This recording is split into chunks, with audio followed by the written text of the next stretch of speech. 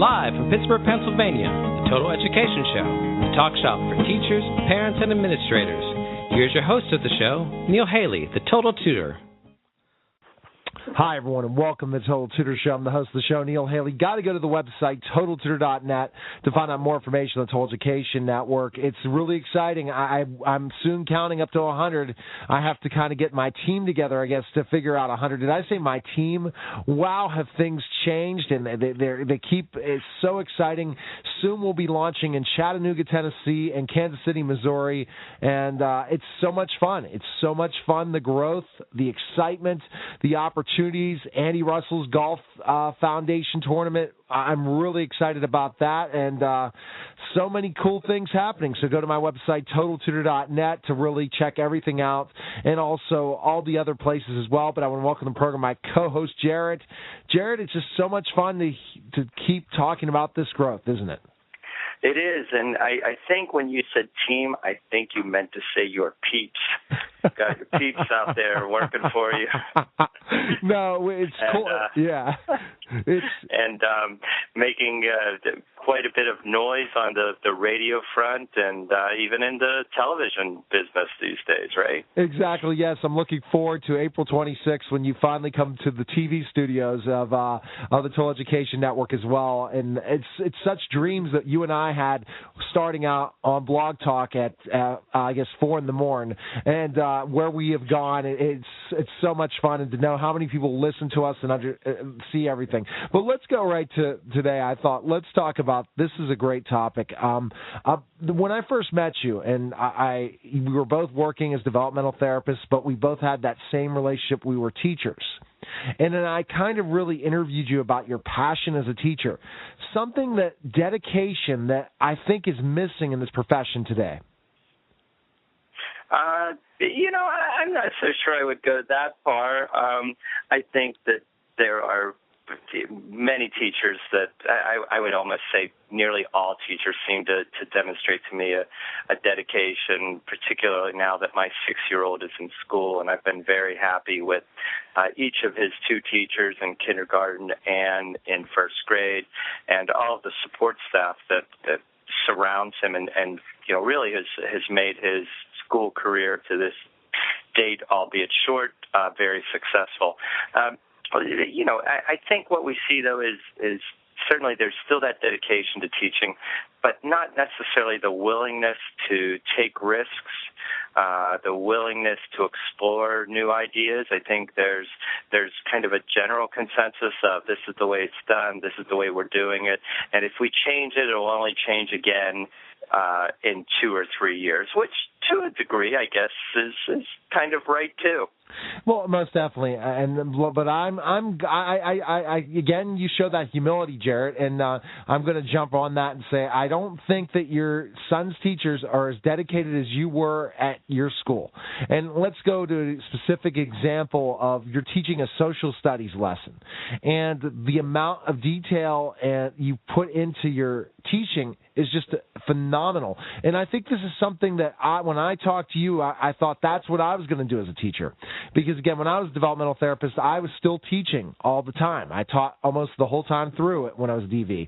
And what you told me about one lesson and how you developed it was amazing. And I think you remember some of your social studies lessons, right? Oh, absolutely. That was actually one of my all-time favorite subjects to teach. I enjoyed teaching fourth grade and handling all of the subjects, but certainly social studies was one of my all-time favorite because it just gave you so much freedom and so many ways to reach students. You could, at that time, the internet and computers within the classroom were just starting to be utilized, so there were so many really neat ways to engage students, have them do research, let them almost guide themselves, but certainly that the teacher was involved. And anyone that's familiar with our show knows that we frequently go back to our education at the University of Duquesne, at Duquesne University, where we were really taught some of the most modern and cutting-edge ways of reaching students, and focusing on independence, focusing on disciplinary ways to do it and really individualized instruction, and to be able to utilize that in a classroom of 20 students. And it's a lot to ask to do. Oh, absolutely. It's a lot to ask to do. Let's kind of go specifically one lesson. Let's say you were teaching the Civil War. You talked about how you could write it on a cocktail napkin. I remember the whole story almost vividly, and let's see how much you remember from maybe 7 or 8 years ago when we talked about this, and specifically how you would teach a lesson and the amount of time you took, and then the amount of time at home prepping. Well, and certainly that took a huge toll. I don't know if I'd ever ask any teacher to do that, but it was very rewarding. By gosh, there were so many neat things that we did studying the Civil War. I can remember one of my favorite lessons was, and this was a kind of a compilation of different things. My mother is a seamstress and does lots of sewing. She had all this extra fabric, and we were reading a book about a young lady who was a spy for the Union, for the northern side, and she had to dress up as a Confederate soldier. And so, the idea just came to me. I thought, with all my mom's fabric, what if I had the students research the clothing that was worn during that era, not simply limiting to uniforms of the soldiers, but actually letting them research all of the different apparel that was worn during that period, and coming up with their own clothing. And then we had this, it was one of my favorite things, we had a fashion show for the whole school and the parents. I mean, this took about a week to do, with the kids cutting and measuring. So there was math involved, and there was trial and error, but I had them cut and measure and fit themselves, and all on a fourth grade level. We used fabric glue, staples if they needed to, whatever it took, the most basic stitch that you could teach. I even had my mom come in and demonstrate a different kind of stitching that they could use, all very safe. I'm not sure you could do this in a public school setting. It would kind of take too much time. It would not necessarily meet the scope and sequence. Can I interrupt you for a second? Here's the reason why. That's what's missing in teaching. What you're just talking about, that's why I wanted our listeners to hear about that. I don't hear about that dedication. It reminds me of the one movie, I guess, where they did the entire Civil War, dressed up the entire time. I forget which movie that was in the theaters. I think Robin Williams was involved in it. I just think that's what's needed in teaching. That the out-of-the-box thinking. You don't need to do this traditional way of teaching, honestly, to engage students that some students just won't get it. They won't understand it. But by doing this, they really physically are learning the Civil War, and then they'll be interested in the lesson. That's my thought. And what we saw happen was, there were some students who, for whatever reason, were really zoned in, focused in. They finished their clothing earlier, and I gave them a lot of options. Options such as, hey, how about you try? I called it expert. Become an expert. I say, what other kind of topic are you interested in becoming an expert? Come in and let's take a look at that. All within the Civil War. Maybe it would be a different battle, or maybe it would be researching a famous general or a soldier or a soldier's life. But the other neat thing that happened is I would then ask the student, hey, you've finished. You've had some time. Our friend over there, he could probably use your help getting his costume finished for the fashion show. And again, it gave students a chance to work together, students who may not have had much in common, sitting side by side, doing things cooperatively. And again, I know that sometimes, especially in education today, we emphasize competitiveness, and we're always, so many times in education we talk about how not rigid, what's the word that I'm looking for? Difficult, I forget, rigorous, that's it, academic rigorous, that's the academic rigor, that's the word that I hear used often. Just once I'd like to hear a school say, yeah, you know what, we're not so concerned about that. We're just going to let kids do their own thing. You know, every school is going to claim to be academically rigorous. You can't help but do otherwise. But what was nice though is students had options, and Neil, I still am in touch with students from that period. Just this past year, I saw a parent up at the ski slopes up in the Laurel Mountains.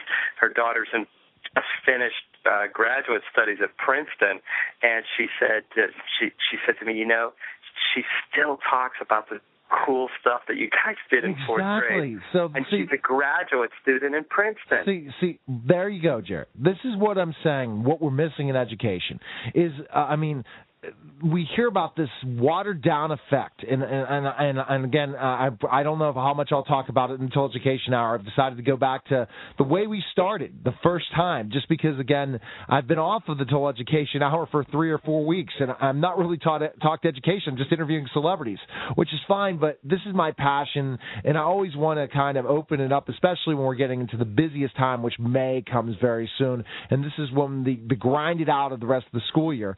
You keep kids' interest, you have to make it exciting. You got to make it fun. And people like you that dedicated that time, put that time and effort into preparing lessons that really meant something. Look at that. They don't forget about it, and they'll never forget about you as their fourth grade teacher. Well, let me, and one of the biggest complaints, probably my only complaint that I have with my son's school is in first grade, he has homework. And I've shared my opinion on homework, particularly in elementary school. But what's important here to recognize that this school specifically, the first school I was teaching in, we had a no homework policy. Right. And so there was no homework. Everything that was done in and during the school day. When the students went home, they went home and they played or they had their activities. Homework was not part of the deal. For me, I'd rather see my son, like tonight we were playing Chinese checkers.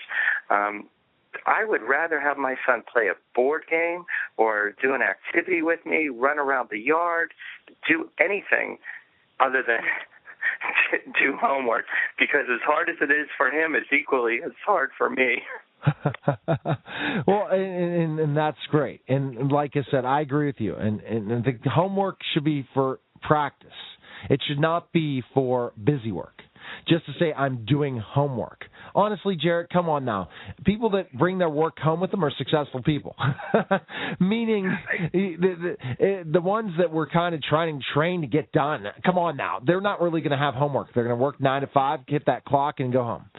But people who are successful, they're going to work extra time. They're going to put that extra time in, just like you did in the classroom. So I think forcing it is not the way. Intrinsically, people get motivated or extrinsically about doing it. And you nailed it right there, Neil, because here's what my son, the past, and here's the intrinsic motivation. We're playing board games, but just yesterday, picked up a book, and he said, hey, I want to read to you. That's great. That's homework. That's definitely, absolutely. Well, exciting things coming, Jarrett, and I wanted to talk to you about that teaching so that we could go back part 2 next week.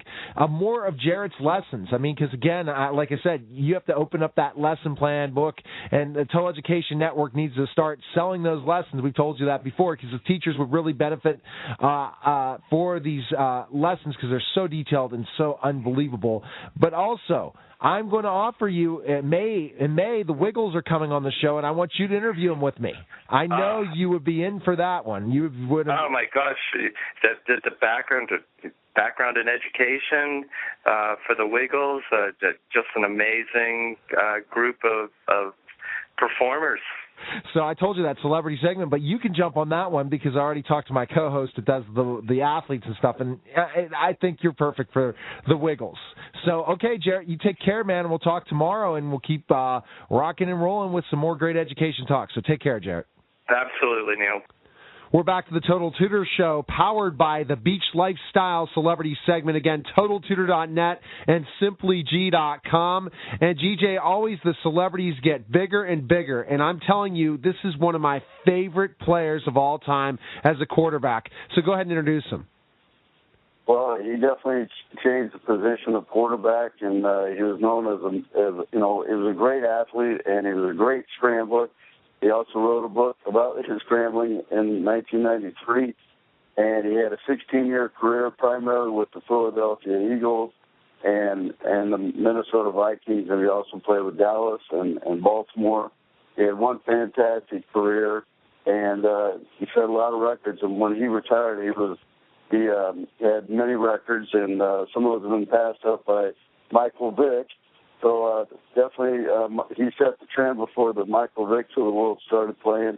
So please welcome to the show, Randal Cunningham. How are you doing, Randal?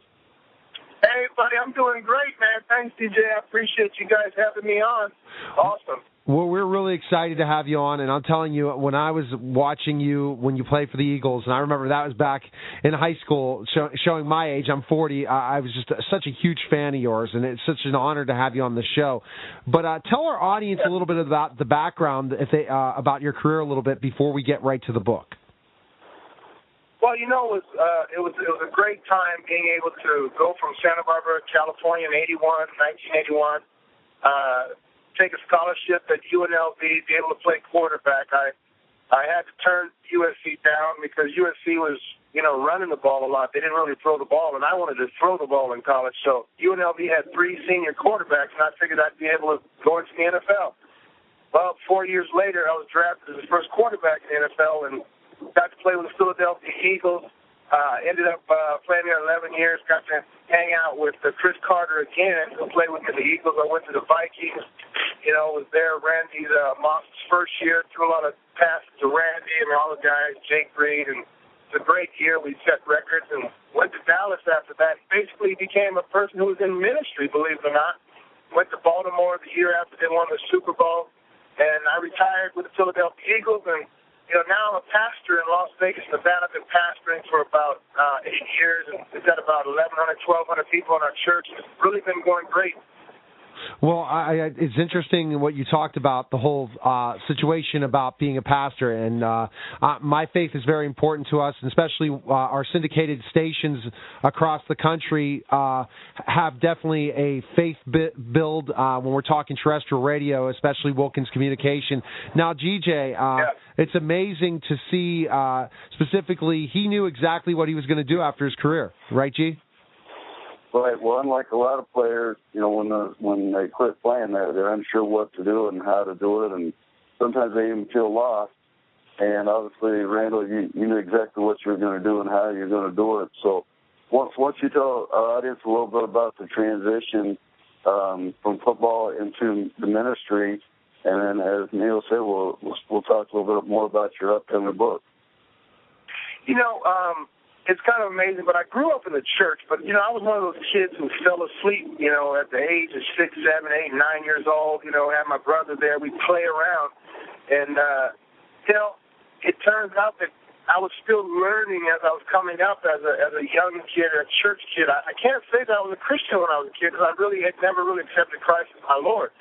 But when I made it to the NFL and encountered people like Reggie White, and Reggie got in my face and said to me, "Randal, are you a Christian?" And I said, "Yes, I'm a Christian," not knowing that I really wasn't a Christian because I never really said the prayer. I just kind of believed in the big thing in the sky.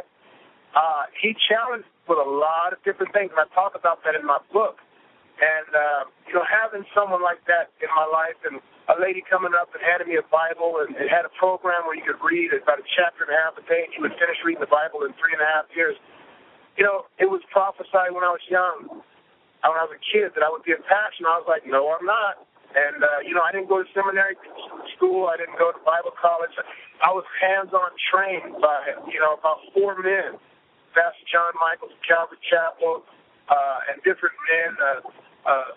Steve Mays was inspirational from Calvary Chapel, South Bay, and opening doors for me, and Troy Johnson, and a lot of people.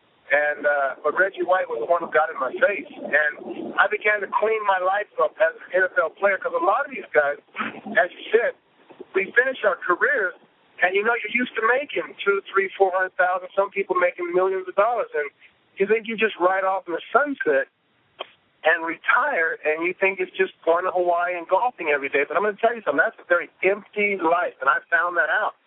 And I started a Bible study in Las Vegas, and the next thing you know, we had 50 people there, and then my pastor friends told me, that's a church, Randall. It's not a Bible study. And I was like, it's just a little Bible study. And in 2003, my pastor, John Michaels, said, hey, we've got to get you ordained. And I looked around like, who is he talking to? Because I know he's not talking to me. I wasn't trying to become a pastor. I just wanted to read the Bible and share with people.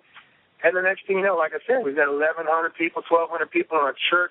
We're a multicultural church in Las Vegas, Nevada called Remnant Ministries. And, I've had great success in my life. And then, everybody has ups and downs. And, I went through the loss of a little boy when he was 2.5 years old. Our son drowned while we were gone, and somebody else was watching our child drown in our jacuzzi. And that was a very difficult thing. And somebody told me that I would write a book. And, I said, yeah, well, maybe so. And so we just completed the book and gotten great responses from it. It's pretty amazing.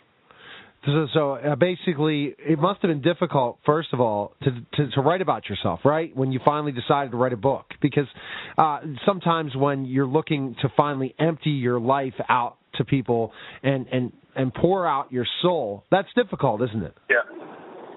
You know what? It would have been difficult. The difficult times were really to talk about Christian. And, we named him after Jesus.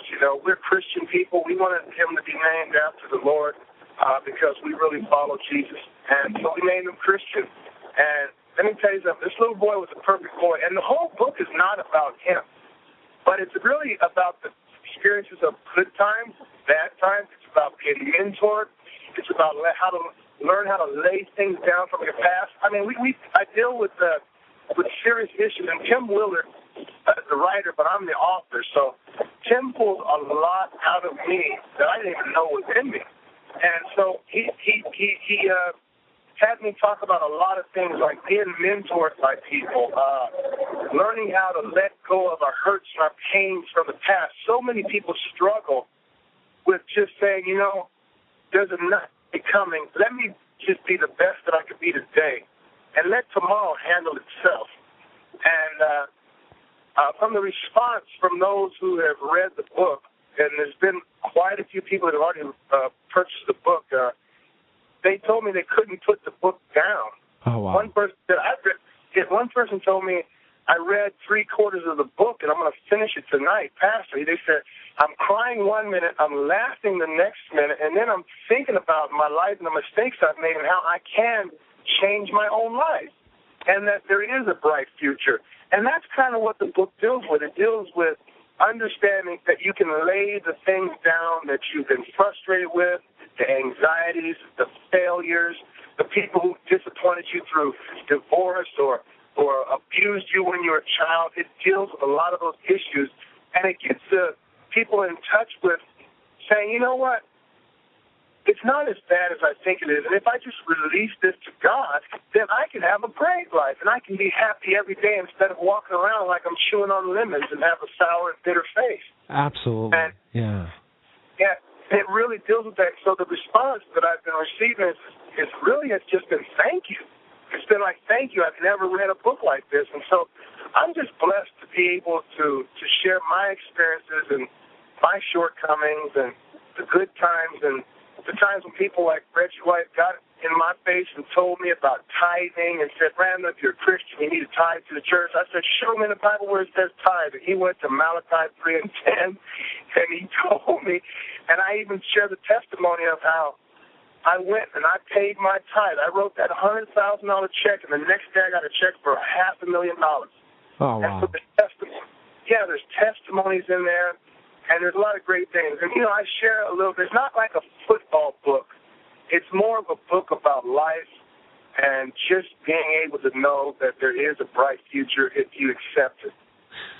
Now, GJ, in Randall, you'll find out a lot if you ever get a chance to read GJ's book. He really put his life on the line in different times. He really had some difficulties he had to share with his audience when he wrote the book and laying it down. Great title, isn't it, G?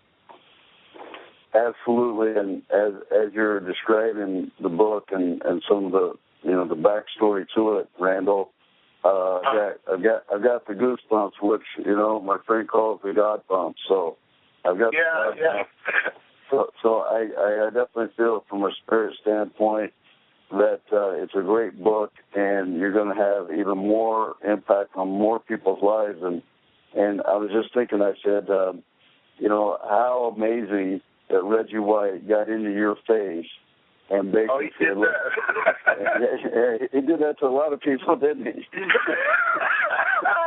The late Reggie White, what a great man. Right. Well, I was just thinking how his legacy is living on. Just obviously he touched more lives than just yours, but you just by him reaching into your life, how you're having impact in so many other people's lives, and you talk about laying it down and letting go. And one of the hardest things that I see that most people they're holding on to the illusion of and the control of things, even though they really don't control anything other than their thoughts, their words, and their actions. And, that's right.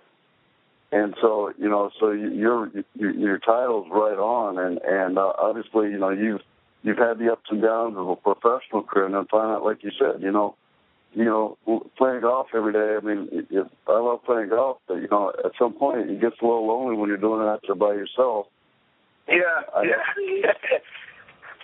So that golf doesn't bring happiness; it brings relaxation. So it's supposed to, but that little white ball, for some reason, it just frustrates you because every once in a while it just gets lost on the course and you can't find it.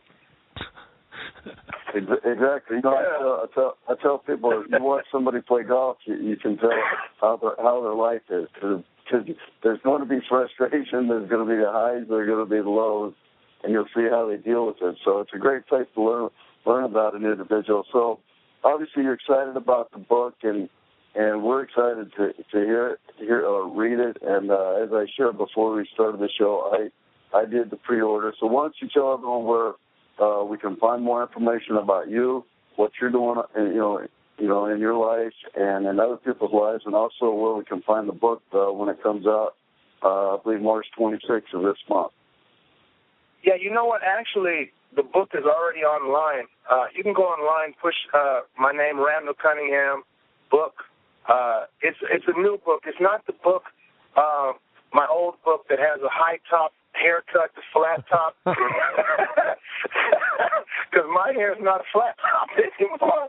I lost a little bit of hair on top. Kind of looks like you grabbed a bowling ball if you look at the top of my head. But it's called Lay It Down. I look a little bit older in it, more mature, I would say. A little bit of gray hair on my eyebrows and things like that. So, it's called Lay It Down, and it's online right now. There might even be discounted prices right now, for all I know. But we've ordered a lot of copies. Hopefully by this week we'll be at have sold over 1,000 copies, which would be beautiful. But this book, I have to say, this book is great for ladies, for women, for elderly people, and I'm telling you, there will be one time that you cry in the book because it's a very sensitive book to the emotions of a person and the things we get to. And in that moment that you get teary-eyed and tears stream down your face, that's breakthrough time. And you should say, Lord, this time that I'm hurting right now or that I'm being healed, these tears are running down my face. Heal me of what I'm experiencing right now and allow me to be stronger for tomorrow.